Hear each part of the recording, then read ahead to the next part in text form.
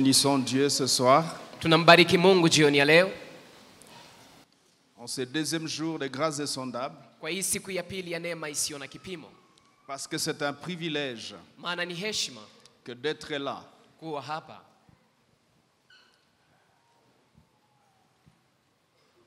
Parlant de Jésus, Paul dit, il a reçu le nom qui est au-dessus de tout le nom, afin qu'au nom de Jésus, tout genou fléchisse dans les cieux, sur la terre et sous la terre. Et que toute langue confesse que Jésus-Christ est Seigneur, à la gloire de Dieu le Père. Et ce soir, je voudrais que tu te rassembles, que tu rassembles toute ton attention. Parce que hier, nous avons parlé un peu avec une sorte de hâte du fait qu'il y avait des choses qu'on devait parler avant. Et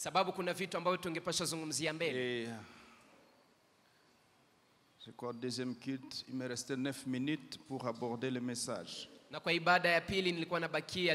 premier culte, je ne sais pas combien, 12 minutes. C'est pourquoi l'Esprit m'a mis à cœur de m'attarder sur cette question. Alléluia. Le drame divin. Le drame divin.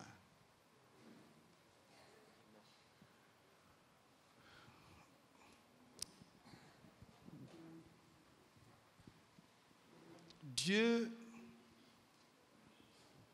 dans son rêve pour nous,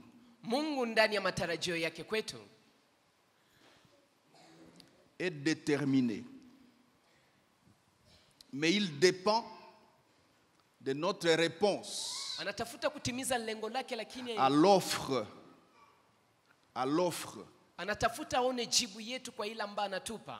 De sa gloire.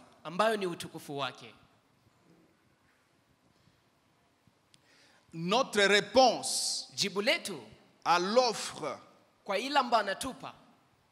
que Dieu expose à chaque individu est déterminante pour ce que sera la suite de notre destinée. Et chacun de nous, frères et sœurs, nous allons avoir le temps de parler de destinée. Si tu regardes en face ta vie et ton parcours, les uns ont déjà conclu que c'est ça que Dieu avait voulu pour moi. Mais les autres prennent courage et disent, si jusqu'à ce jour, l'état de ma vie a été indésirable et laissé pour compte, a été quelque chose qu'on ne voulait pas regarder deux fois. Il y en a qui prennent conscience qu'il faut que ça change. Et j'aimerais te dire, frère, ce soir, il y a une clé pour un avenir de gloire. C'est la possibilité de se lever et de dire il faut que ça change. Jaébet est le modèle biblique que nous connaissons. Il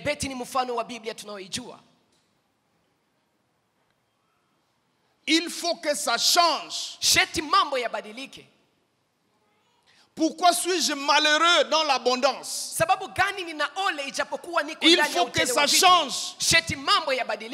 Pourquoi ça marche au plan humain?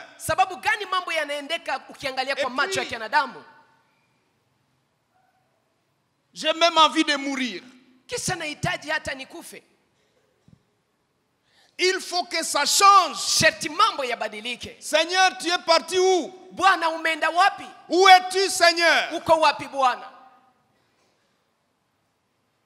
Pourquoi? Je suis devenu comme un être humain que tu n'as pas créé, ou sur la vie desquels tu n'as rien prévu.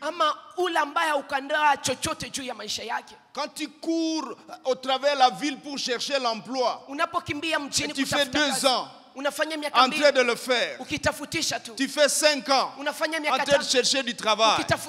Finalement, tu te dis, Seigneur, c'est vraiment toi qui m'avais créé. Et puis pourquoi tu m'as amené à apprendre, à être capable. Tout à je suis intelligent.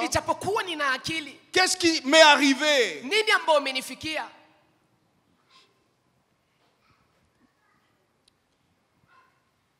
Et lorsque tu demandes aux amis de t'assister, ils sont déjà fatigués de toi. Il faut que ça change.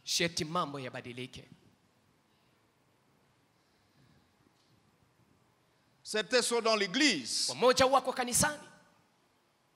Et tu te dis, mais moi je suis chrétien de toute façon. Et puis j'ai été baptisé à telle date, j'ai reçu Jésus à telle date, j'ai été baptisé du Saint-Esprit à telle date. Vous pouvez avoir un esprit historique et raconter des choses. Quelqu'un même dira, j'ai gagné 1000 âmes. Mais ma vie laisse à désirer. Seigneur, quel problème j'ai avec toi? D'autres diraient, Seigneur, qu'est-ce que je t'ai fait?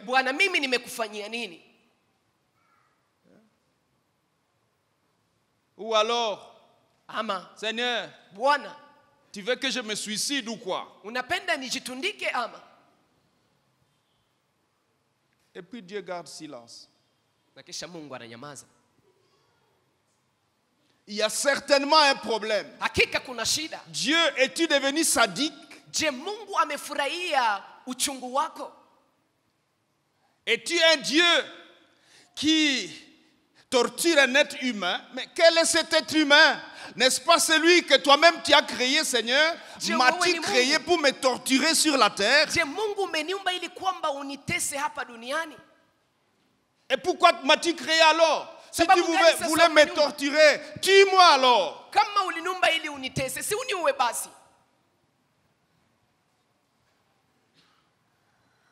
Ça c'est d'un côté.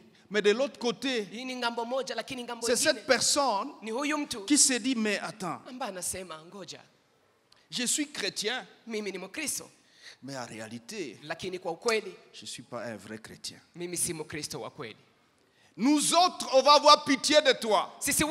Nous autres, on va souffrir pour prier pour toi. Pasteur, prie pour moi. Mais Dieu au ciel est en train de voir que tu es faux.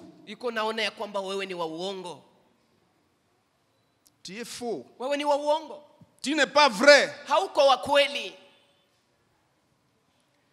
La Bible dit on ne se moque pas de Dieu. La Bible dit les yeux de l'Éternel sont comme un feu et ils traversent les montagnes. Nous ne pouvons rien cacher à Dieu. Même quand tu peux faire l'hypocrisie dans l'église, que tu peux faire semblant dans l'église, Dieu ne réagit pas envers toi en fonction de ce qu'il te voit dans l'apparence. Il réagit en fonction de ce qu'il voit à l'intérieur. Tu peux être beau spirituellement. Tu peux épater les gens spirituellement. Les gens peuvent même t'envier spirituellement. Dieu n'agira pas avec toi en fonction de ce que tu présentes dans l'extérieur. Dieu regarde au cœur.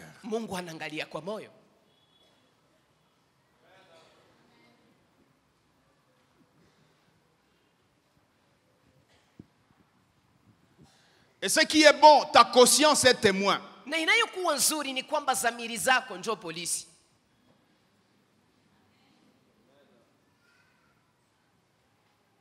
Tu trompes qui? Trompe-nous, c'est bon. Mais tu ne sauras pas tromper le Créateur. La Bible dit il vit dans une lumière inaccessible, insupportable. On va entrer en profondeur. Vous savez, il y a beaucoup de choses. Je voudrais même qu'on puisse peut-être avoir 3 semaines pour parler. C'est un sujet très vaste. Seigneur, Bwana, est-ce que c'est possible je yawezekana que je retrouve les chemins de ton cœur? nipate njia ya moyo wako?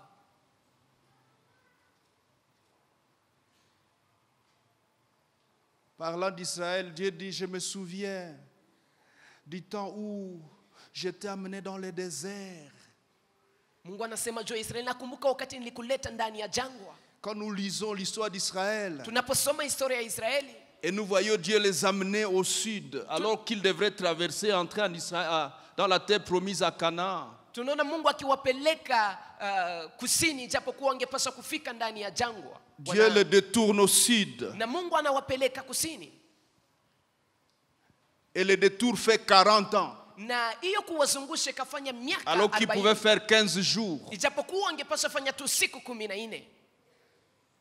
Et Dieu dit, na Mungu anasema, je t'ai amené dans le désert nimekupeleka ndani ya jangwa pour parler à ton cœur. ili kwamba niongee na moyo wako. Parler à mon cœur.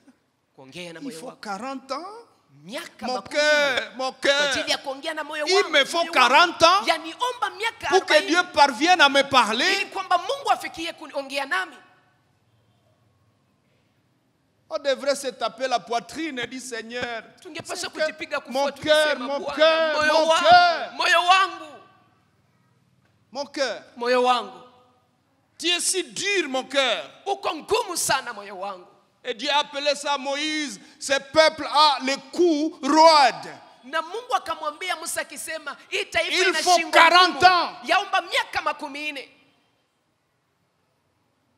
Et dans Nombre 14, Na ndani ya kitabu cha Hesabu 14, Dieu dit au peuple Mungu anaambia taifa qui vient de douter de sa bonne foi, de son rêve de les faire entrer en terre promise. ambao wana mashaka juu ya mapenzi Et ya les Mungu espions sont kuwapeleka rentrés ndani ya nchi ya avec ahadi. des pensées négatives. Wapelelezi wamerudi wakiwa na mawazo mbaya. Et Dieu dit, Na Mungu anasema, ok, sawa, vous avez fait 40 jours pour espionner le pays mumefanya siku 40 kwa et pour kupeleleza nchi. constater que j'avais vraiment du bien à vous préparer. Na kuona ya kwamba hakika Vous nilikuwa êtes na mema revenus avec niliyowaandalia. des branches de grappes, d'amandier. Na mumerudi pamoja na matunda. Et en réponse, Na kwa kujibu mbele ya vous me hiyo, dites, munasema ce pays hii va nchi nous avaler. itatumeza. On a vu les Anakim. Tumeona wana wa Et Anaki. Dieu dit, Na Mungu anasema, pour avoir fait 40 jours dans les terres promises, et vous ne m'avez pas cru, kwa ajili ya kufanya siku 40 vous ndani ya ferez jihadi 40 ya ans. Benyamini, mutafanya miaka 40. une année pour chaque jour. Mutalipa Dans mwaka le moja désert. kwa ajili ya siku Et le moja détour a ndani ya commencé. jangwa. Na wakaanza Qu'est-ce que tu veux faire, Seigneur? Unahitaji kufanya nini Bwana? Je veux parler à leur cœur. Nahitaji niongee na mioyo zao. Écoutez, Archois. Sikiliza wanamembe wa Dieu kanisa veut hili. parler à ton cœur. Mungu anahitaji aongee na moyo wako. Parfois, ça paraît si facile que ça. Mara inaonekana kama ni Nous rahisi. sommes tellement habitués à la parole de Dieu. Tumezoea sana neno Nous la sommes Mungu. tellement familiarisés aux prédications. Et on en a Tumezoea foule mahubiri. dans nos machines. Na On en a foule tunazijaza dans nos hata kompyuta téléphones. zetu, tunazijaza hata simu zetu. Mais est-ce que nos cœurs sont là? Lakini je, mioyo zetu Et même ziko? quand tu passes 1 heure à écouter une prédication sur le téléphone, Hata wakati unapitisha est-ce saa que moja ton cœur ukifuata écoute le message? mahubiri, je, moyo wako unasikia Ou c'est la ujumbe huo? beauté? Nous, on est online maintenant. Unaona tu urembo, sisi tunakuwa kwenye mitandao Nous sasa. sommes connectés. Sisi tunakuwa kwenye mitandao. Ok, soyez connectés. Sawa, kuwa kwenye Dieu mtandao. risque de prendre du temps Mungu anaweza kuchukua muda mrefu. parce qu'il se Sababu rend compte anagundua ya kwamba que ton cœur est à 40 ans Moyo- pour comprendre ce qu'il veut te dire. moyo wako ungali kwa umbali wa miaka 40 ili Quelqu'un uelewe yale anatamani devrait kuambia. se sensibiliser. Kuna mtu ambaye angepaswa Quelqu'un devrait rassembler son esprit kujikusanya na kusanya roho et dire, yake Seigneur, na kusema, en Bwana, fait, mina kwa kai. comment je suis? Na kwa kai. Comment je suis? Pourquoi ça prend du temps? Sababu gani inachukua muda mrefu? Regardez avec moi ce texte. Angalia pamoja nami andiko hili. On va finir par ce texte, mais je commence par ça. Tutamalizia kwa Allez andiko dans hili la lakini Bible. naianzia yako.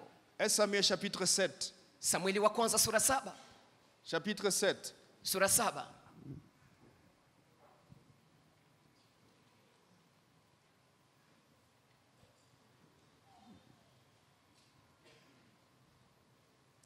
Verset 1er jusqu'au 3 ou à 2. Mstari wa kwanza hadi wa 3 ama wa 2. Et à 2. Les gens de Kiriat Jérim vinrent et firent monter l'arche de l'Éternel. Ils la conduisirent dans la maison d'Abinadab sur la colline et y consacrèrent son fils Éléazar pour garder l'arche de l'Éternel. Lisons ensemble la suite. Tusome pamoja inayofuata. Il s'était passé bien du temps depuis le jour où l'arche avait été déposée à Kiriat Jérim. 20 années s'étaient écoulées.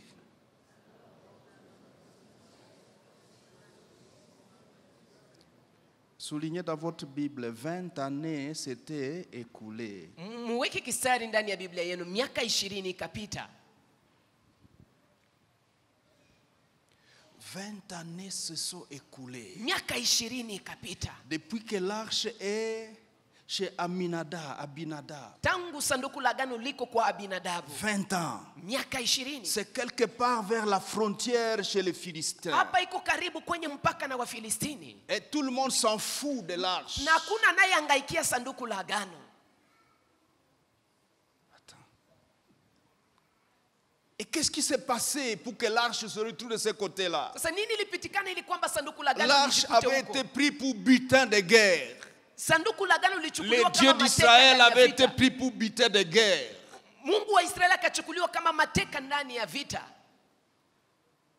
Et ça fait 20 ans. Le peuple était sensible. Le peuple est calme. Et Dieu est resté là-bas. Et Dieu s'est tu. Vous voyez jusqu'à quel degré le cœur de l'homme est bizarre. Bizarre. J'aimerais te demander cet après-midi de revenir à toi-même et de te poser la question. Mon cœur, on a quoi caille? Comment? Mon cœur. Cette question te regarde toi seul. Je n'ai pas besoin de te dire de demander aux voisins. Ça regarde pas les voisins, ça te regarde toi. Mon cœur. Tu es comment? Certains se sont convertis, vous êtes ici, ça fait 20 ans. D'autres se sont convertis il y a 30 ans, 40 ans. Et pourquoi tu t'es converti alors? Tu voulais retourner dans la gloire de Dieu. Tu voulais quitter les malheurs sataniques, maléfiques, diaboliques, sorcières, etc. Rébellion. Et tu as dit, je rentre chez Dieu. Et ça fait 30 ans. Mais quelle gloire dans ta vie depuis 30 ans. Finalement, quelles sont les traces de Dieu même dans ta vie? Il est écrit dans Hébreu, chapitre 1er, verset 3. Il s'est révélé maintenant par son fils, son propre fils, qui est l'empreinte de sa personne et le reflet de sa gloire. Christ au moins, toi sur la terre, tu es le reflet de la gloire de ton Père. Tu es la marque, l'empreinte de la personne de ton Père. Et nous qui avons cru, nous sommes quoi? Les reflets de qui? Certains sont dans l'église, sont les reflets de Satan. D'autres sont des reflets de l'impureté. Des reflets de la rébellion. Des reflets de l'impudicité. Tu es le reflet de quoi? Christ, reflet de sa gloire. Et l'empreinte. C'est-à-dire les marques ni kusema alama indélébiles. ambazo unaweza Quand on rencontre Christ, unapomkuta on Kristo, rencontre le Père. umemkuta Baba. La femme qui avait l'hémorragie, Mwanamke aliyetokwa na damu, elle est allée toucher à l'empreinte du Père. alienda kugusa kwenye chapa ya Baba. Elle est sortie avec sa guérison. Na karudi pamoja na uponyaji wake. La fille de Jairus, déjà morte, Binti wa Yairo amekufa tayari, l'empreinte du Père est venue chez elle. lakini chapa ya Baba ikakuja On kwake. préparait déjà le cercueil. Walikuwa wanaandaa tayari jeneza, L'empreinte de Christ, lakini du Père, chapa ya Kristo, vient chapa ya d'entrer dans la Baba chambre. ikaingia ndani ya Et chumba. dit, sortez, vous autres sortez. Na kasema nyinyi wengine Laissez-moi muondoke, ici. muniache hapa. Et l'empreinte Na chapa a touché ikagusa, au cadavre. ikagusa Et le maiti, cadavre na maiti s'est réveillé. ikaamka. Où sont ces choses dans l'église Hivi aujourd'hui? vitu viko wapi kanisani mwa leo? Dieu, Mungu, tu ressembles au Dieu du premier siècle ou tu es devenu un autre Dieu aujourd'hui au 21e siècle? je, hakika unafanana ule Mungu wa wakati wa kwanza ama leo? Tu es umekuwa toujours Mungu le mwingine? Dieu que nous lisons dans la Bible Je, ni huyo Mungu tunayemsoma ndani ya Biblia ou tu es devenu un autre ama Dieu? umekuwa Mungu mwingine? Devons-nous effacer certaines phrases dans la Bible? Je, tutazifuta misemo fulani ndani ya Biblia? Certains versets, on doit les barrer, les gommer. Je, shairi fulani tutazifuta? Pourtant, Ijapokuwa il est écrit, imeandikwa tu es le même wewe ni yule yule hier, jana, aujourd'hui. leo. Ah bon, aujourd'hui aussi? Sasa na leo pia. On devrait dire, tu es le même Ungepasa sema wewe ni yule au yule premier siècle kwa wakati wa jusqu'au kwanza 18e siècle. mpaka kwa karne ya 18. Mais même aujourd'hui, Lakini hata leo, et puis pas seulement aujourd'hui, haiko tu leo, et demain, na kesho, et éternellement. na milele. Donc les versets n'ont pas Ni changé. kusema shairi hazikubadilika. L'empreinte de sa personne, Chapa ya utu le wake reflet de sa gloire. na picha ya Oh utukufu wake. Dieu, Mungu, reconstitue cette réalité. uende kaunge tena ukweli huu. Jusqu'à quand? Jusqu'à quand l'église sera le terrain de sport des sorciers? Mpaka wakati gani kanisa itaendelea kuwa kama vile uwanja wa mchezo wa wachawi? Et il reste au culte jusqu'à la fin. Wachawi wanakuja ndani ya ibada na wanabaki ndani ya ibada mpaka mwisho. Et il réussit quelques coups. Na kisha anawapiga watu fulani fulani kuume Et il kushoto. sort. Na kisha Et il anaondoka. va donner son rapport. Na kisha anaenda toa ripoti yake. Chers amis, vous voulez que ça continue? Rafiki wapenzi, mnahitaji mambo haya yaendelee? Jusqu'à quand, Seigneur, Mpaka lini Bwana? l'église deviendra Kanisa itakuwa église? kanisa. L'église retrouvera Kanisa itapata la gloire utukufu de Dieu. wa Mungu. Ça prend du temps. Inachukua muda. Vous savez, les jours où l'église devient église, Unajua siku ambayo le kanisa inakuwa monde kanisa, va être ravagé par la lumière. ulimwengu itaguswa na Le nuru. salut va courir à la vitesse des croisières. Itakimbia kwa umbio mkubwa. Or, nous avons cet appel. Ijapokuwa tuna wito huu, Lumière des nations sisi ni nuru ya et porteur mataifa de salut aux extrémités na de la terre. wanaobeba wokovu hadi mwisho wa Est-ce dunia. que tu es concerné par ça? Je, unahusika na hii? Et quand est-ce que ça va commencer dans ta propre vie? Na itaanza lini wakati Seigneur, ndani ya maisha yako? Bwana, Ça prend du temps. inachukua Ça muda. fait 10 ans que je suis converti. Imekuwa miaka 10 nimeokoka, Ma vie chrétienne tourne en rond. lakini maisha yangu ya Kikristo nazunguka tu fasi moja. J'ai joui de la beauté de l'église locale. Unafurahia tu urembo wa kanisa la mahali, Mais il n'y a pas la beauté de Dieu en moi. lakini ndani mwangu hakuna urembo wa Mungu. J'ai joui des onctions des autres. Nafurahia tu upako ya watu Je wengine. vais aller voir les pasteurs. Naenda uona mchungaji, Il va prier pour moi et je serai guéri. ataniombea na nitapona. Effectivement, tu vas voir les pasteurs, ils prient pour toi et tu es guéri. Hakika unaenda ona Tu mchungaji jouis de son anakuombea, onction. unapona. Est-ce que Unafurahia c'est hiyo ce qui est upako. prévu? Je, hiyo ndio umeandaliwa? N'es-tu pas enfant de Dieu aussi? Je, wewe si mtoto wa Mungu pia? N'es-tu pas porteur du salut? N'es-tu pas dispensateur des mystères de Dieu? Est-ce que c'est réservé aux gens particuliers? Ne sommes pas tous concernés, frères et sœurs? Jusqu'à quand? Et voici 20 ans, l'arche de l'alliance et à Kiryat Jearim. Et on n'en parle pas. On a assigné un jeune homme, le fils Abinadab, pour garder l'arche. J'imagine qu'est-ce qu'il faisait. Il n'y avait pas de sacrifice. Il était juste chargé d'enlever la poussière.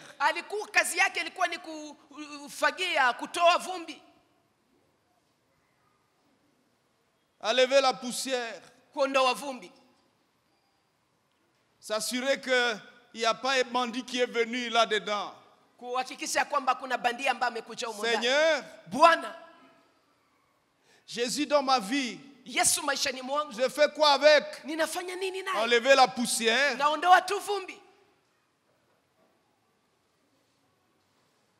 Et ça fera 20 ans. Quel christianisme?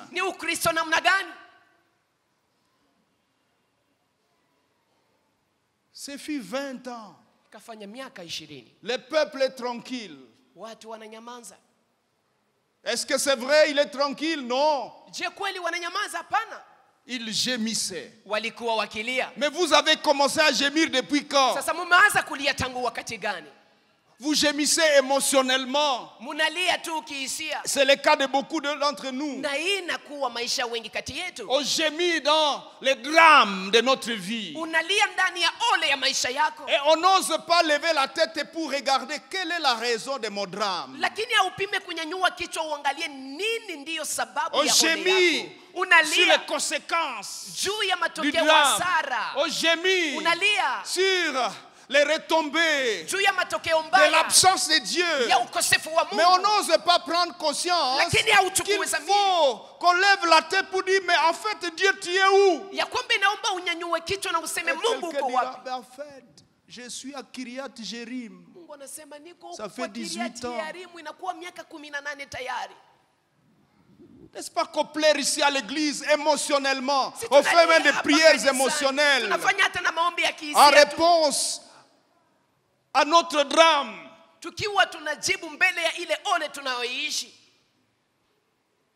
Et on voudrait que Dieu fasse des exaucements miracles, mais des exaucements irresponsables. Seigneur, donne-moi un mari pour que j'abandonne l'impudicité.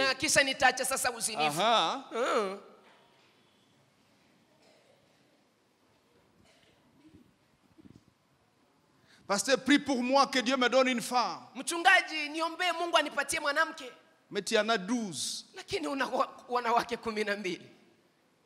N'est-il pas écrit quand tu couches avec une femme, tu deviens une même chair avec elle? Et le mariage c'est quoi? Ils ne sont plus deux. Ils sont un. Oh, toi tu es devenu 1 fois 12. Et le pasteur prie. Donne une femme à ton fils, Seigneur. Le Seigneur est à Kiryat Jearim.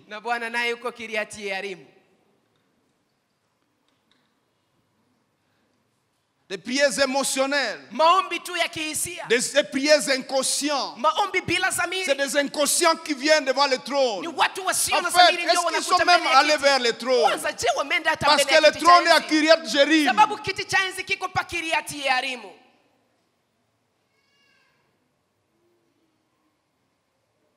Qu'est-ce que nous devenons? Sauve-nous, Seigneur. Reviens, Seigneur. Restaure ta gloire dans ma vie, Seigneur. Ça demande la conscience.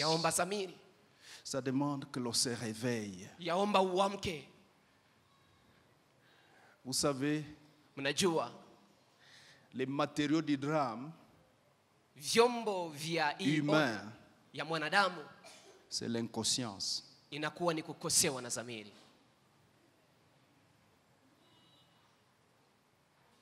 Inconscience. Kukosewa na dhamiri.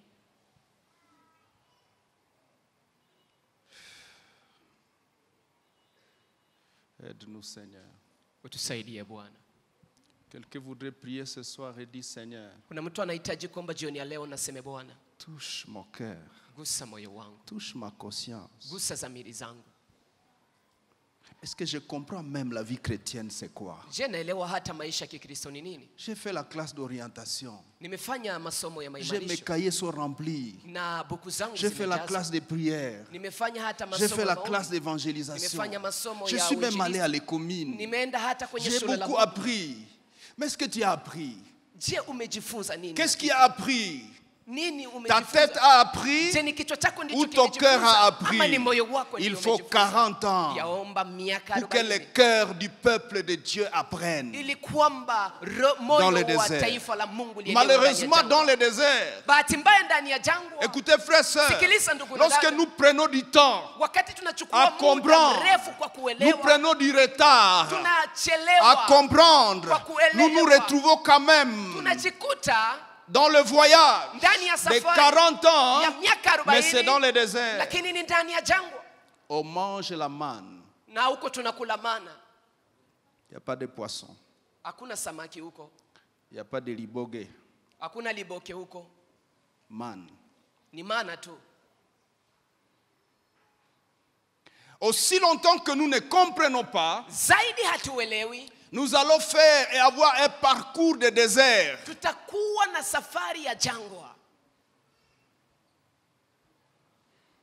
Désert. Mais regardez. On est dans le désert. C'est un désert pédagogique.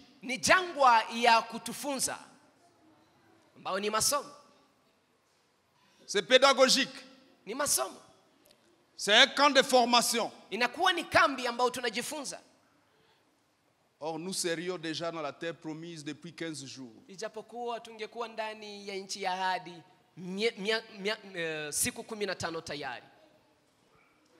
Quelqu'un doit se révolter ce soir et dire, Seigneur, même cette affaire-là de restaurer ta gloire dans ma vie, est-ce que je comprends ça? Kuna mtu ambaye anapaswa kubadilika jioni ya leo na anasema je hii kitu ya kurejesha utukufu wako maishani mwangu. Il est possible que ce que tu comprends par ce thème c'est Seigneur, restaure ta gloire dans ma vie signifie Seigneur marayonda owa. Yawezekana unayoelewa ndani ya mada hii Bwana rejesha utukufu wako ndani ya maisha yangu ni kuoa sasa. Ou alors marayonda olewa. Ou bien je serai marié. Bwana sifiwe. Dieu a restauré sa gloire dans ma vie. Voici, je me suis marié. Les païens se marient. Quelle est la gloire qui est revenue dans leur vie? Dieu a restauré sa gloire. Je viens d'acheter une Jeep. Les sorciers achètent des Jeeps. Est-ce que tu n'es pas sorcier toi-même?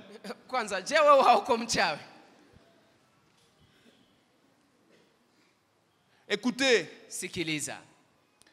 je vous invite à être là tous les jours parce qu'on voudrait vraiment comprendre ces sujets et entrer en profondeur. Et quand nous allons commencer à demander la gloire, nous comprendrons ce que nous demandons. Alors revenons un peu dans notre pensée du jour. Alléluia. Amen.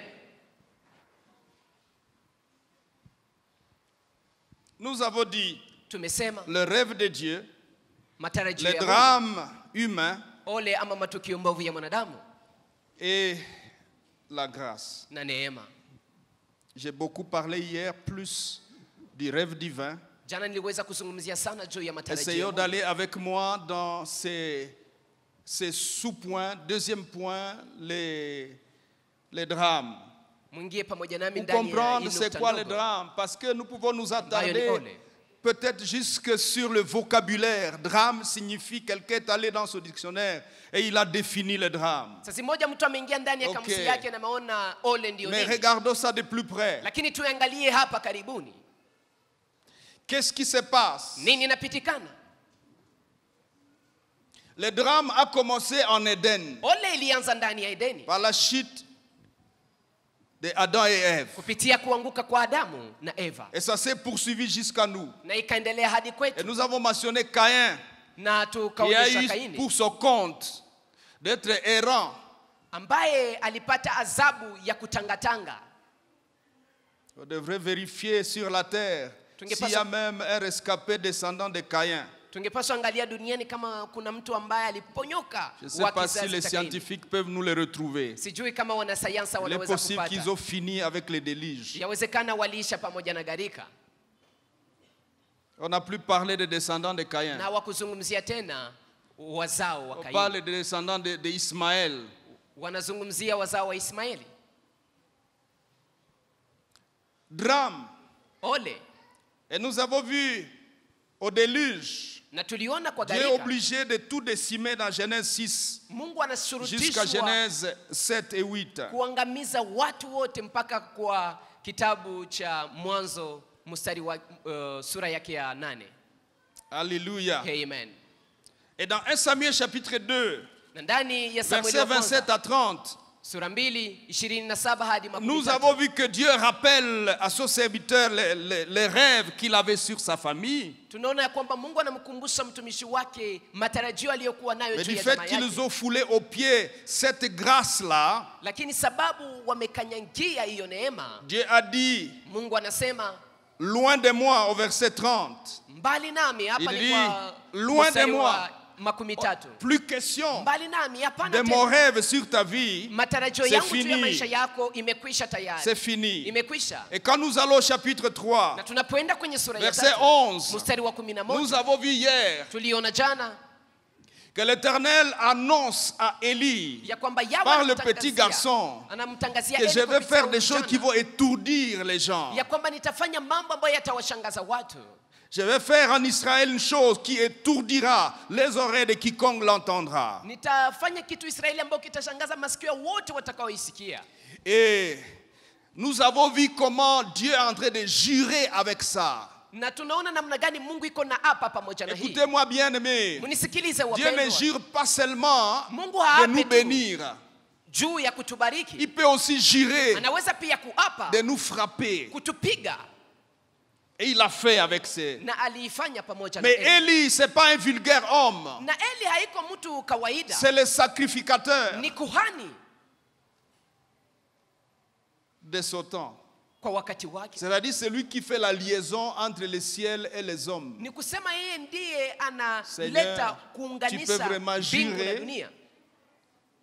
Tu peux jurer Bwana, unaweza kuapa de frapper cet homme. kumpiga huyu mtu. On n'a pas lu dans la Bible que Élie, le papa, a joué avec les offrandes ou a couché avec les femmes à l'église. Hatukusoma ndani ya Biblia ya kwamba Eli alifanya Mais quelle est sa makosa yote, faute? lakini kosa yake ni nini? Élie, Eli, tu n'as pas reproché et corrigé tes fils. haukuwakosoa wana wako. Ah bon? J'aimerais m'adresser aux fils qui sont ici. Ningependa niwaambie wana Ne walio hapa, créez pas de problèmes à vos parents devant Dieu. msiwaletee wazazi wenu shida mbele za Mungu. Chers parents, Wazazi wapenzi, quelquefois nous sommes trop gentils avec nos enfants. mara tunakuwa wazuri On veut pas sana ya les kutosha na offenser. watoto wetu, hatupendi tuwakwaze. On respecte les lois actuelles internationales. Tunaheshimu sheria za sasa za kimataifa. Écoutez, Msikilize, Élie Eli souffre anateseka d'une faute sababu ya kosa qui a négligé de graves fautes. ambayo ilizarau makosa ambayo yalikuwa makubwa. Élie périt Eli anakufa de la faute de ses fils. sababu ya kosa ya wanawake, Dieu est obligé de se laisser prendre comme butin. na Mungu Non pas à anakubali cause de achukuliwe kama Eli. vile mateka, nyara ya vita. Élie, il a 90 ans. Hapana sababu ya Eli. Eli ana miaka 19 Il est alourdi par l'âge et le poids. na amechoka pamoja na miaka, Il a servi Dieu pendant des années. na amemtumikia Mungu miaka nyingi, Mais au lieu de prendre la raison de son ministère, lakini wamechukua sababu ya huduma yake. est-ce parce que les Philistins étaient puissants? Je, ni sababu Wafilistini No. walikuwa na nguvu? Hapana, Mais parce que Dieu a été choqué. lakini ni sababu Mungu alikwazika. Nous avons vu hier tuliona jana que de ce choc, ya kwamba Dieu kutokea a laissé kikwazo, 30 000 morts Mungu akacha watu parmi 13,000 son peuple wakufe miongoni mwa taifa lake en sa présence. akiwa hapo. J'aimerais aviser quelqu'un. Ningependa nimwarifu mtu, Nous sommes dans le Nouveau Testament. tuko ndani ya Agano Jipya Et les gens disent, na watu wanasema nous sommes dans la grâce. tuko ndani ya neema. Ces programmes Mpango huu basés sur Tite 2:11 dit ceci. ambayo na msingi wa Tito 2:11 nasema La hivi, grâce, neema source de salut, au ni kisima ya a wokovu, été manifestée, imeonekana, a été déployée, imetumwa, a été présentée. imeletwa, Elle nous enseigne. lakini inatufundisha. C'est ça la suite du verset. Hii ndiyo inayoendelea ndani ya shairi hili. Nous chantons Tunaimba. Ngoluwe, Ngoluwe, Ngoluwe, Ngoluwe, Ngoluwe. Attention, Angalisho, Ngolu neema enseigne à inafundisha fuir l'impiété. kukimbia uovu. Ngolu n'est pas licence, Neema siyo kama vile Ngolu. kuruhusu kufanya chochote. n'est pas droit à la rébellion contre Dieu, Neema haiko ndio kupata Ngolu haki ya kuasi n'est pas Mungu. droit au Neema. péché dans notre vie, Siyo haki au kufanya péché dhambi caché, maishani mwetu. Zambi za au péché kujificha, mignon, zambi unazozipendelea, au péché que Dieu va comprendre. zambi ambazo Mungu ataelewa. La grâce Neema nous enseigne à inatufundisha fuir l'impiété. kukimbia uovu. Elle nous enseigne. Inatufundisha. La grâce est un éducateur. Neema inakuwa mwalimu. La grâce est un enseignant. Neema ni mwalimu. Et voici Natazama que finalement, kwa mwisho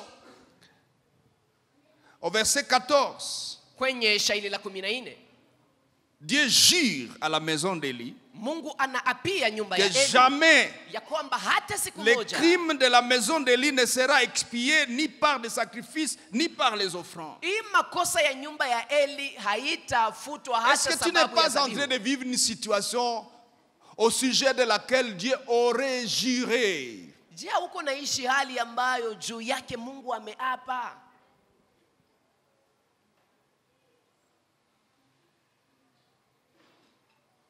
Le sort de ta vie ressemble à quoi? Quelle est sa source? Maisha Elle est yako, basée sur quoi? Ça ole ya vient maisha d'où? yako inatokea wapi? Est-ce que Dieu n'aurait pas juré à ton sujet? Je, Mungu akuapa siku moja juu yako? Ici, il jure contre son propre serviteur. Hapa na hapa kinyume ya mtumishi wake. Que Dieu nous pardonne. Acha Mungu atusamehe. Alléluia. Amen.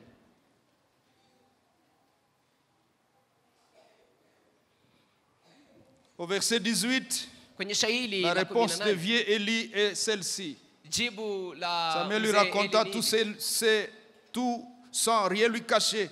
Élie dit, na Eli akasema, c'est l'Éternel, ni yawe qu'il fasse ce qui lui semblera bon. afanye basi ile ambayo Très itakayompendeza. mauvaise réponse. Jibu mbaya La résignation ni kama vile kutohangaika au drame dans lequel nous sommes. mbele ya ole ambayo tuko ndani. C'est une chose que d'être dans un drame, Ni kitu kimoja kuwa ndani ya ole, mais c'est plus grave lakini quand on se ni hatari résigne sana dans les drames, wakati hauhangaike, hata wakati uko ndani ya ile ole.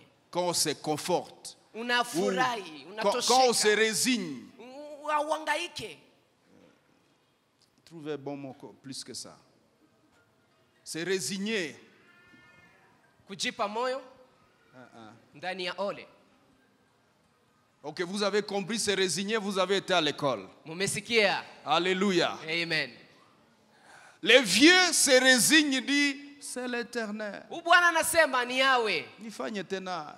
Je vais faire quoi encore? Écoutez, quand bien même tu reçois des prophéties Hata wakati unapokea unabii de quelqu'un qui vomit le feu ya mtu ambaye et anatapika qui moto t'annonce na nakutangazia que tu vas mourir la semaine prochaine, ya kwamba utakufa wiki ijayo, ne réponds jamais comme Élie à ce moment ici. usijibu kama Eli kwa wakati huu.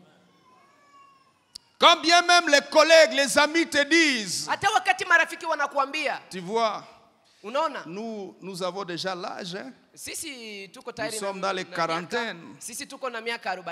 Donc, il faut que je sache dire. Il faut céder. On ne sait jamais. Et que tu te résignes. Et tu te dises. C'est fini. C'est comme ça, c'est ça notre sort. Attention. Angalisho. Les drames auxquels nous répondons par la résignation nous amènent dans le dérive. Les dérives. C'est l'Éternel qui se fasse ce qu'il veut, ce qu'il fasse, ce qui va lui sembler bon. Kosana nigia Mungu. Ufanye vinyundo ataka. Fais ce que tu veux. Il est fatigué. Amechoka. Pauvre papa. Baba maskini. Il est fatigué. Amechoka. Il est moralement foutu. Les enfants l'ont fatigué. Watoto wamemchosha. Les enfants l'ont fatigué. Watoto wamemchosha. Il y a des enfants qui fatiguent leurs parents. Kuna wazazi ambao wanawachosha wazazi wao. Par la rébellion. Kupitia et par toutes sortes de choses. Na kila aina ya mambo. Hallelujah. Amen. Et au chapitre 4, na kwenye sura ya 4, nous avons vu comment le peuple est battu par les Philistins en première vue. Tunaona jinsi watu wanapigwa na Wafilisti. 4000 morts. Wakati wa kwanza watu et ils sont rentrés prendre l'arche de l'alliance pour venir les aider. Wakarudia kuchukua sanduku la agano. En présence de l'arche de l'alliance, 30 000 morts. Mbele sanduku ya agano iko l'arche pale watu prise. 13,000 sanduku la agano. Les maris, les fils, ces 2 fils sont morts. Na wana 2 wa Eli wakakufa. La nouvelle retentit et étourdit la population. Na habari hii inaenea ndani ya taifa nzima, watu kabisa et la belle-fille de Eli dit, wanalia na donnez à cet enfant le nom de Ichabod. Na binti akasema mpatie mtoto jina la Ichabod. Curieusement, c'est même Dieu huyu Mungu qui est fâché contre Israël. Ambana mkasirikia Israeli. Il n'est pas content des Philistins. Hawafurahia Wafilistini. Il arrive chez les Philistins, chapitre 6. Ils sèment les drames dans leur camp. Vous connaissez l'histoire. Ils ne savent pas comment faire. Ils se renseignent chez des devins, chez tout le monde. On leur donne une voie. Aucun homme ne saura toucher à cette arche ou transporter ces dieux d'Israël. Le pays est foutu par les hémorroïdes. Il y a des milliers de morts chez les Philistins. Dieu n'a pas voulu que les Philistins meurent chez son peuple. Vous allez mourir chez vous, je viens avec vous. Prenez-moi comme butin. Écoutez mes amis, les dieux que nous prions, c'est en fait aussi ces dieux-là. Ce n'est pas un grand-père. Dites à ton voisin, l'Éternel, le Dieu d'Israël n'est pas un grand-père.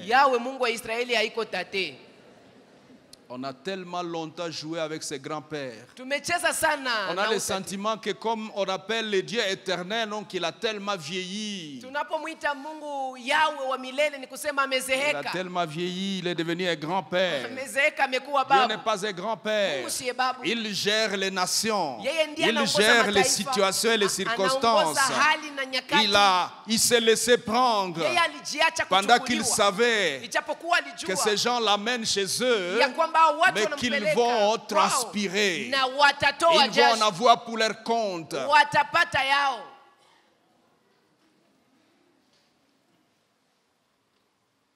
Et ils ne savent plus comment ramener l'arche. Contrairement aux usages, on va leur conseiller toute une série de choses. On va dire mettez des vaches. Watawambia muweke ngombe. Et cherchez un char. Na mtatafuta gari. Faites des sacrifices pour déposer l'arche sur le char. Na mtafanya zabihu kwa kuweka hiyo sanduku la agano juu. Et laissez les vaches partir avec l'arche. Na kisha mtaacha ile ngombe ziende pamoja na sanduku. J'imagine, mes amis, naona rafiki zangu, que Dieu ne veut même pas qu'un être humain vienne dans ses affaires. Mungu hapendi hata mwanadamu akuje ndani ya mambo yake. Je viens de corriger les Philistins. Je viens de corriger les Philistins. Nimemaliza kuwapiga Wafilistini. Maintenant je rentre. Sasa ninarudi chez mon peuple. Ninarudi kwa taifa langu. Il rentre. Na narudi. Et lui-même, j'imagine ce cavalier qui a avec une corde, il est en train de frapper le cheval pour dire à gauche, à droite. C'est Dieu lui-même qui dit aux vaches à gauche, à droite. Et ils partent. Et ils arrivent à la frontière. Ils traversent. Ils arrivent à Beth-Shemesh. Et Dieu amène les vaches dans les champs de Josué, de Beth-Shemesh. Et ils s'arrêtent.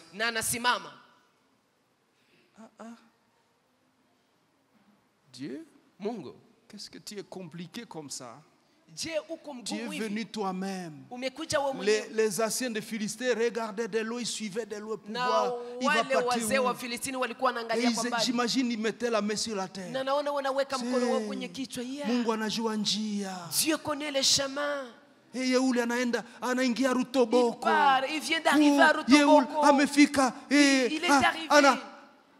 Haingie petite barrière, anashuka grande barrière. Il vient d'arriver à la petite barrière, à la grande barrière. Amevuka. Oh, il a traversé. Dieu. Mungu. Nous nous amusons avec un Dieu comme ça. Et lui-même, il descend et il entre dans les champs de Josué. Les peuples d'Israël, je veux dire les gens de Beth-Shemesh, aperçoivent que l'arche est rentrée, ils acclament, ils se réjouissent. Et ils viennent dans les champs de Josué. Il faut les sacrifices. Au chapitre 6, vous pouvez lire cela et le voir. Mais malheureusement,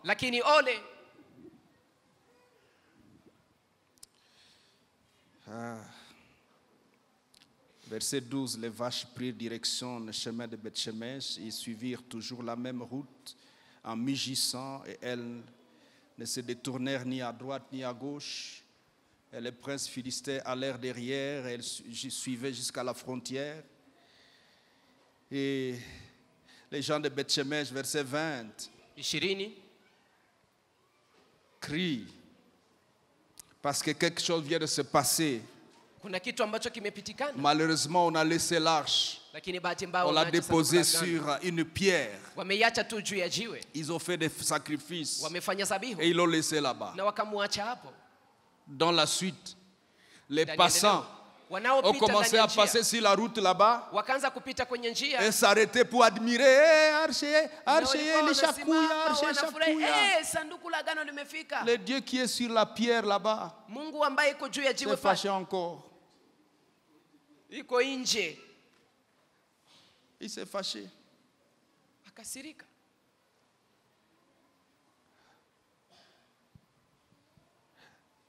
L'Éternel frappa les gens de Beth-Shemesh lorsqu'ils regardèrent l'arche de l'Éternel. Dieu est là sur la pierre dans les champs. Les gens sont là-bas en train de regarder. Et Dieu dit, vous me regardez quoi? Il les frappe, ils sont morts. 70 personnes.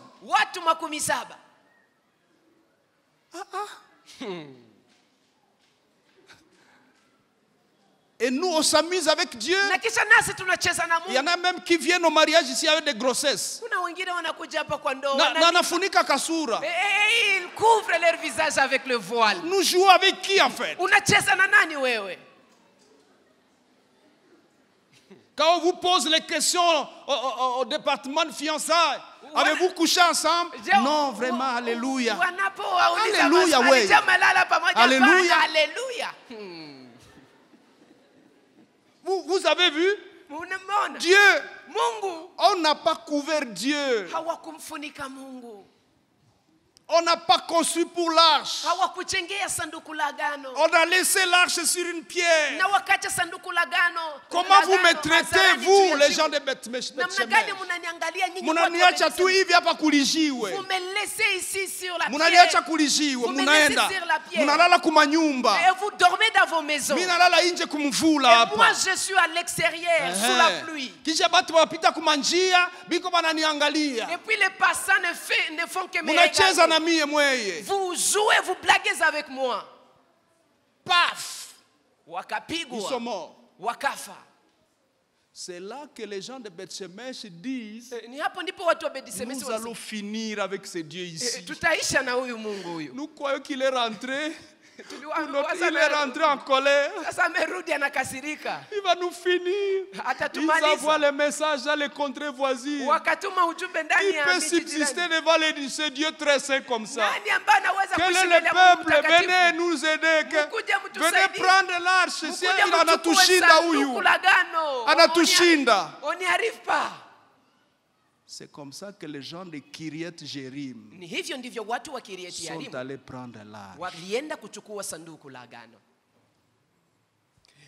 Et quand l'arche est arrivée chez Kiriat Jearim, chez Abinadab, l'arche va passer là-bas 20 ans. Le peuple entier s'en fout de Dieu. Inconscient, insensible. Mais dans le drame de l'absence de la gloire qui terrorisait les nations voisines. Pendant ce temps, les Philistins ont déjà pris des territoires sur le pays. Ils ont pris des territoires. Ils ont pris des territoires. Ils ont pris des territoires.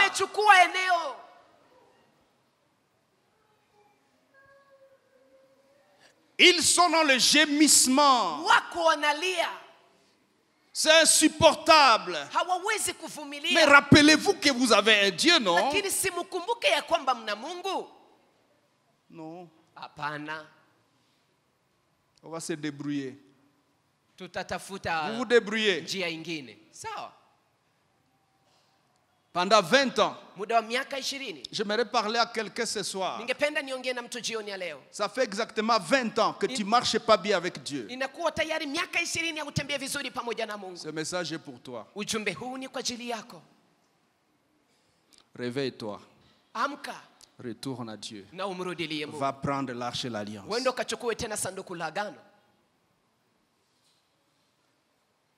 Tu me diras, mais moi, je ne sais pas encore 20 ans, c'est seulement 17 ans. Même si c'est 3 mois. Écoutez-moi bien. Même si ça fait 3 mois. Va prendre l'arche de l'alliance. Ramène Dieu à sa place.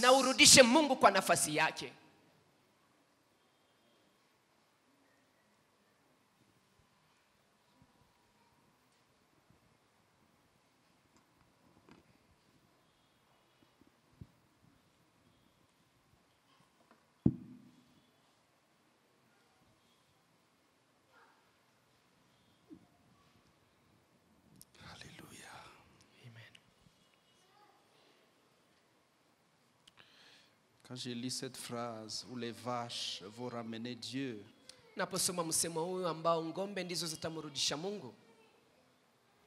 me mets à la place de Dieu.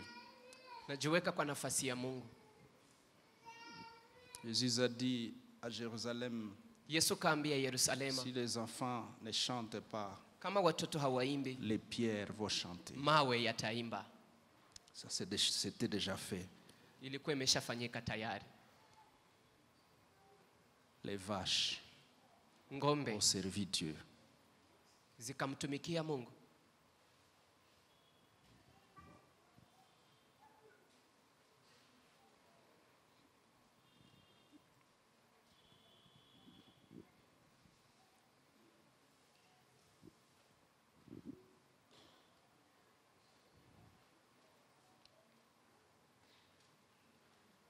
Quand Dieu rentre dans votre vie, Ne faut-il pas qu'on se prépare pour voir comment on va se comporter quand Dieu sera déjà là? Je, hayombe kujitayarisha ili kwamba ule namna gani utaishi wakati Mungu atakuwa amerudi? Dieu déjà Kiriat Jearim. Mungu ameshafika Kiriat Jearim. Le peuple d'Israël. Watu wa Israeli. Vous vous comportez comment? Muko na mnaendeka namna gani? Ça ressemble à ce programme de grâce insondable. Inafanana hii mpango wa neema isiyo na kipimo. Et qu'ensemble nous crions, Seigneur reviens, Seigneur reviens. Na tuko tunasema sote pamoja, Bwana rudi, Bwana rudi. Et puis il revient. Na kisha anarudi. Et chacun rentre chez lui. Na kila mtu anarudi kwake. Comment nous nous comportons? Tunaishi namna gani envers celui qui est rentré? Mbele ya ule ambaye amerudi.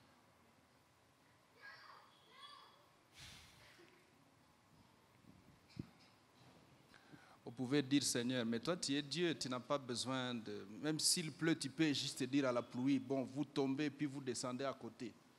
Si tungepasha sema wewe ni Mungu, naweza kuambia mvua inyeshe njoo pembeni kwa Dieu là. Si c'est un problème. Quand les intempéries viennent, tu peux demander à un phénomène, tu peux créer un phénomène qui empêche les intempéries de t'atteindre. Wakati kuna mvua, kuna jua, unaweza kuambia ile vitu inapita pembeni isikuguse. N'est-ce pas les sentiments parfois que nous avons quand on dit construisons pour Dieu? Sina hii ndio hisia tunakuwa nayo wakati tunasema tumjengee Mungu. Je dis mais Dieu, tu n'as pas besoin d'une jolie maison, toi tu es Dieu du reste. Tu habites là au ciel. Bon, est-ce que tu as besoin d'une bonne maison ici? Unahitaji nyumba nzuri. Et on les laisse dehors. Na tunamwacha nje. Ou on les met dans un bâtiment drôle. Ama tunamweka ndani ya nyumba ya ovyo. Qui est fini d'un côté puis de l'autre côté. Imemalizika ngambo moja lakini ngambo ingine inaenda vile. Comment nous allons nous comporter lorsque la gloire va revenir? Tutajikamata namna gani wakati utukufu? Est-ce que nous sommes préparés? Je, tumejiandaa? Alléluia. Amen. Alléluia. Amen.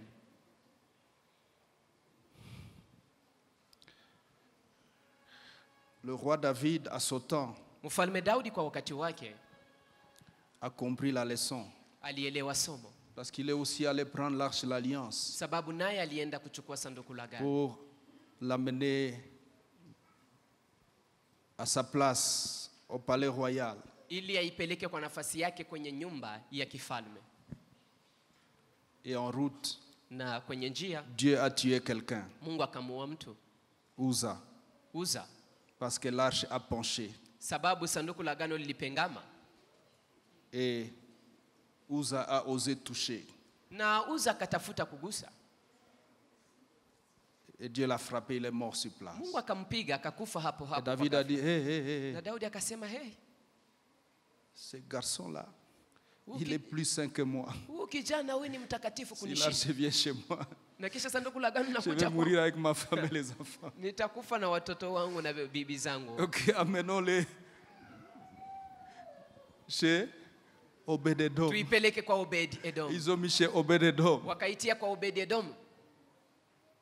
Et la fois suivante, na wakati quand il va prendre l'arche, il convoque le peuple. Anaenda chukua sanduku la agano, anaita watu wote, de bien se préparer. Anahakikisha kwamba amejiandaa vizuri. Autrefois, le Seigneur nous a frappés car nous ne l'avons pas servi selon les règles. Et il appelle les sacrificateurs. On ne devrait pas porter l'arche sur un char. Est-ce que David a pensé à Kiriat, aux Philistins, Kiriat Jearim, à Beth-Shemesh? Et il a voulu faire comme à ce temps-là. Et il a oublié qu'il est prévu que l'arche de l'alliance se transporte sur les épaules des sacrificateurs. C'est pourquoi Dieu a prévu les bras, les deux bras là. C'est pour que l'arche se transporte par les humains, pas par les vaches, pas par un char, même si c'est un char en or. Dieu veut son véhicule, c'est les épaules des saints. Dieu voyage sur les épaules des saints. Dieu nous appelle à la sanctification ce soir. Il veut revenir mais voyager avec nous sur les épaules de la sainteté.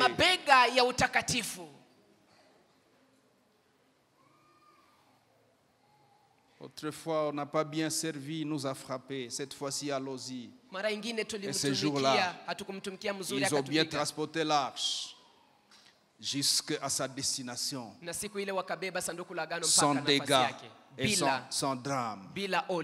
Alléluia. Amen. J'aimerais terminer par cette question.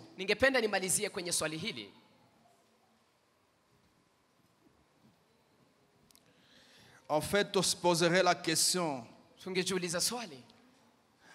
Tout ce parcours de drame du peuple de Dieu provient de quoi?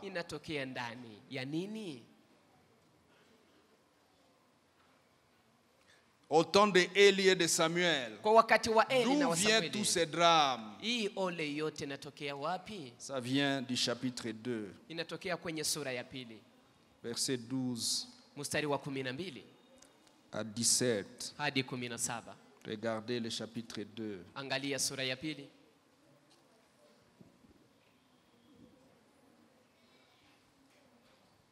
Je lis pour vous. Les fils d'Élie étaient des hommes pervers. Ils ne connaissaient point l'Éternel. Et voici quelle était la manière d'agir de ces sacrificateurs à l'égard du peuple. Lorsque quelqu'un offrait un sacrifice, les serviteurs du sacrificateur arrivaient au moment où l'on faisait cuire la chair.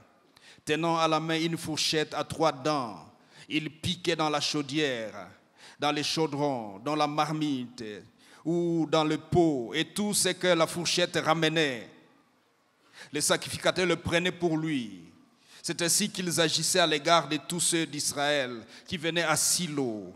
Même avant qu'on fût brûlé la graisse, les serviteurs des sacrificateurs arrivaient et disaient à celui qui offrait le sacrifice, donne-moi pour les sacrificateurs. Donne-moi pour Dieu ou donne-moi pour les sacrificateurs. Donne-moi pour les sacrificateurs.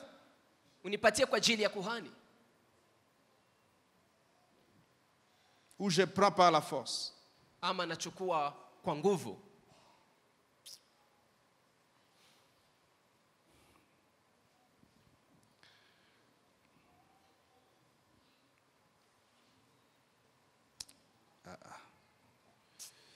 Verset 17, ces jeunes gens se rendaient coupables devant l'Éternel d'un très grand péché parce qu'ils méprisaient les offrandes de l'Éternel. Ils méprisaient les offrandes de l'Éternel.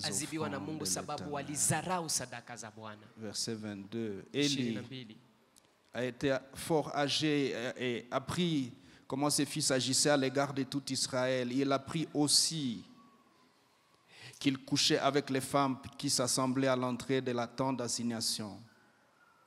Il leur dit, pourquoi faites-vous de telles choses? Car j'apprends de tous les peuples vos mauvaises actions. Non, mes enfants, ce que j'entends dire n'est pas bon. Vous faites pécher le peuple d'Israël. Si un homme pêche contre un autre homme, Dieu le jugera. Mais s'il pêche contre l'Éternel, qui intercédera pour lui? Bonne prière. Bon conseil. Et ils n'écoutèrent point la voix de leur père, car l'Éternel voulait les faire mourir. Les jeunes Samuel continuaient à grandir. Il était agréable à l'Éternel et aux hommes.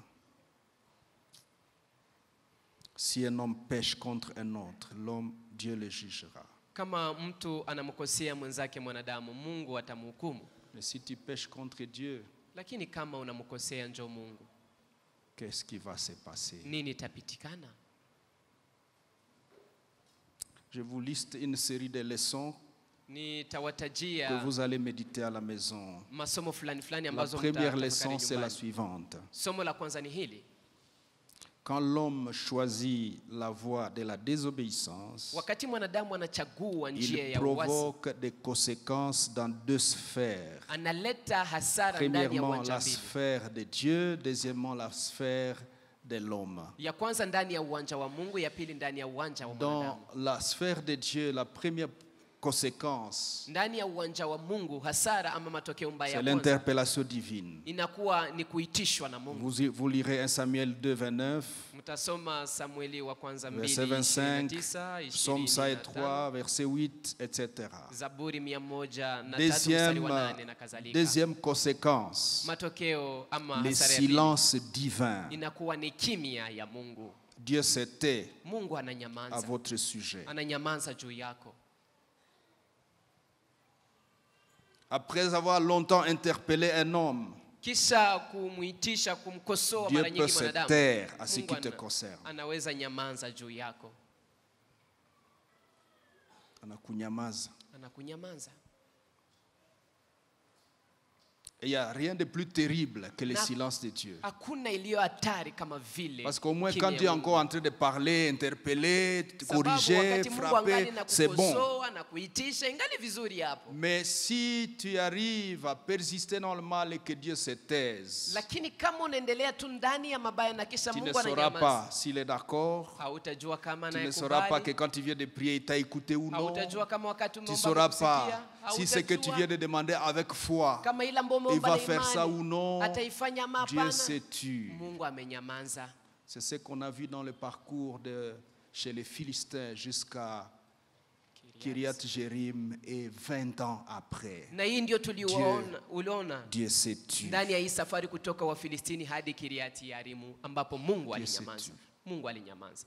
Mais quand Dieu se tait, il ne fait pas taire les drames. Le drame continue. Troisième conséquence, la colère de Dieu ou le châtiment divin.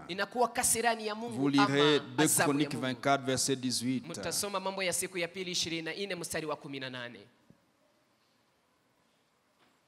Quatrième conséquence, l'arrêt de la bienveillance divine. Dieu se retire de tes affaires. Jérémie 2:37. Il est écrit, de là aussi vous sortirez les mains sur la tête. Les mains sur la tête. Et la cinquième conséquence, c'est difficile à le dire. Le ciel fermé.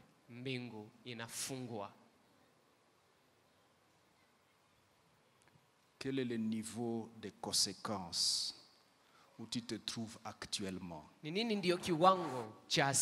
ciel est fermé, ou tu es encore dans la phase d'interpellation? Dieu se tue. Tu es à quelle échelle du drame?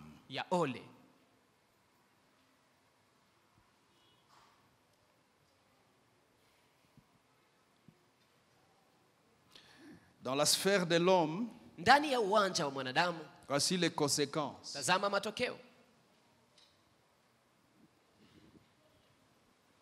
C'est quand vous refusez d'écouter Dieu ou vous d'écouter ses serviteurs.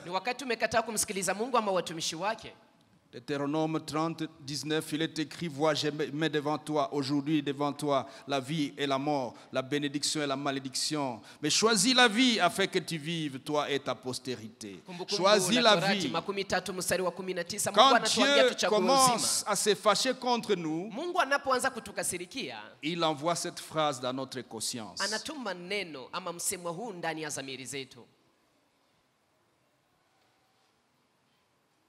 Il te dit, si tu agis bien, tu relèveras la tête. Mais si tu agis mal, le péché est tapis devant ta porte. Ses désirs sont tournés vers toi. Mais toi, surmonte-les. Genèse chapitre 4, verset 5 et suivant. Deuxième conséquence, la rébellion, la désobéissance, le péché. Parce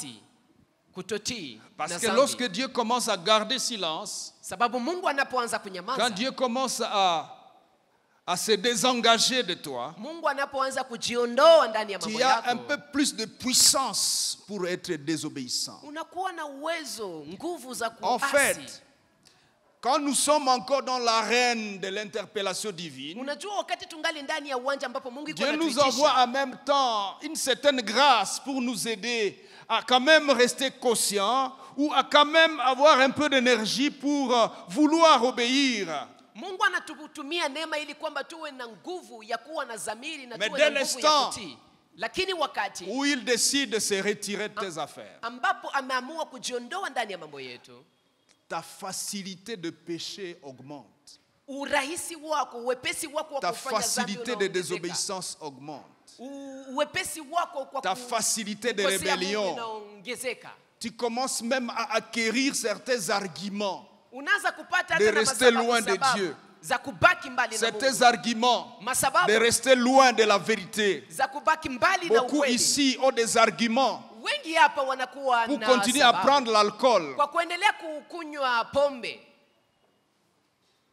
Certains se font même des arguments na wengine wanaleta pour masababu se taper une femme ou pour aller dans l'impudicité. Ils lisent dans la Bible, ils disent, Kwa kwenda ndani ya David, usifu. homme selon le cœur de Dieu, Daudi, il avait pris telle femme et puis il est mtu parti, il sawa a na pris moyo wa aussi. Mungu, Tu t'es fait des arguments. umejiletea masababu wewe. C'est la preuve Ni kitambulisho de ton drame. ya kwamba uko ndani ya C'est ole. que Dieu est déjà en train de se retirer de ta Kusema vie. Mungu iko naanza C'est pour kujiondoa ça que tu as pole des arguments. pole. Hiyo ndio sababu unakuwa Quand na Dieu est encore masababu. présent, Mungu wakati angali tu n'as pas des arguments sataniques comme ça. hawezi kuwa na masababu za kimashetani namna hivi.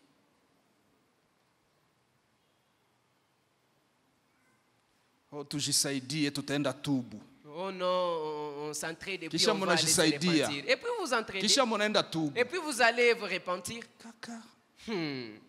vous moquez de qui? Nyinyi mnamsiaki nani?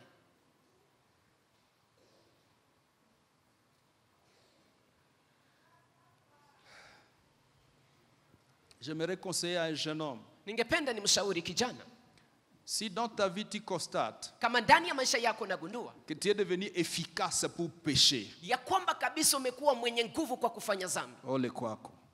malheur à toi. C'est un indice Ni alama que Dieu est déjà en train de se retirer ya de kwamba toi. Mungu iko naanza ondoka Que pole sa pole, grâce na neema yake est en train de partir. iko naenda. Tant que tu es encore dans une situation où tu veux pécher, c'est difficile, ça ne marche pas. Wakati ungali ndani ya Bénis hali le ambapo Seigneur. unatafuta kufanya dhambi, unatafuta Bénis le unajikaza, Seigneur. lakini unashindwa, bariki Mungu. Mais quand tu deviens très intelligent pour pécher, Lakini wakati umekuwa na akili sana kwa kufanya dhambi, Mungu alishakuacha. pole, Dieu ne plie là. Malheureusement, vous êtes content. Bahati mbaya mnafurahi, Tu es contente parce que tu es efficace. unafurahi sababu Tu as kabisa trompé les parents. unajua kuwadanganya wazazi, Tu es efficace. unakuwa mwenye nguvu, mwenye akili. Quand tu reviens à la maison, Wakati unarudi après nyumbani, avoir trompé ta femme, ukisha kumdanganya mke wako, tu viens avec des phrases agréables. unakuja na Chérie, misemo mizuri, je t'ai mishairi. apporté un cadeau. Penzi, nimekuletea zawadi. Alléluia. Amina. Ah. Tu es efficace. Wewe Ça unakuwa veut mwenye dire que akili. Dieu est en train de partir. Mungu ameshaenda. Hauna bahati. Tu n'as plus de chance. Si tu pêches Kama et les unafanya choses dhambi, se compliquent pour toi, na kisha mambo yanakuwa loue le ngumu kwako, Seigneur. bariki Mungu. loue le Seigneur. Bariki, sifu Mungu. Si Dieu commence à se calmer Na kisha kama Mungu anaanza face kunyamaza à ton péché, mbele ya face dhambi à zako, ta rébellion, mbele za uasi wako, Paul, aha, malheur à toi. Pole. Désolé.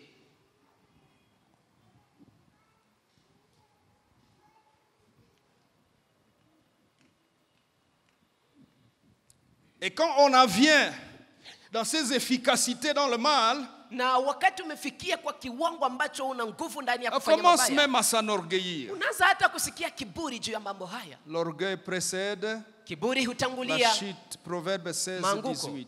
Hapa ni ndani ya Mizali 16. Quatrième conséquence, Hasara ya ine, porte ouverte à Satan et au monde des ténèbres. mlango wa kufunguliwa mbele za shetani na ulimwengu wa Ta giza. sécurité, même quand tu n'es pas en ordre avec Dieu, Usalama wako, ukingo wako, c'est hata quand wakati Dieu hauko est sawa encore pamoja en na train Mungu, d'insister sur toi. ni wakati Mungu angali anakazia juu yako. Quand Dieu est encore en train de te coincer, Mungu wakati angali tu es heureux. sukuma, wewe uko mwenye heri. Mais quand il commence à partir, anapotuanza kuenda, il laisse les champs libres à Satan. Njia inakuwa wazi kwa shetani.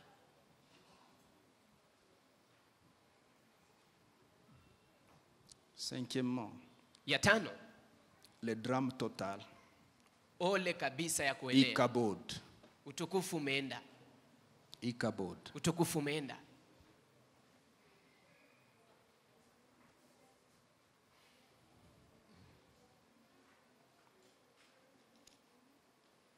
J'aimerais qu'on prie, on va continuer demain. Tutaishia hapa kwa leo na kisha tutaendelesha kesho.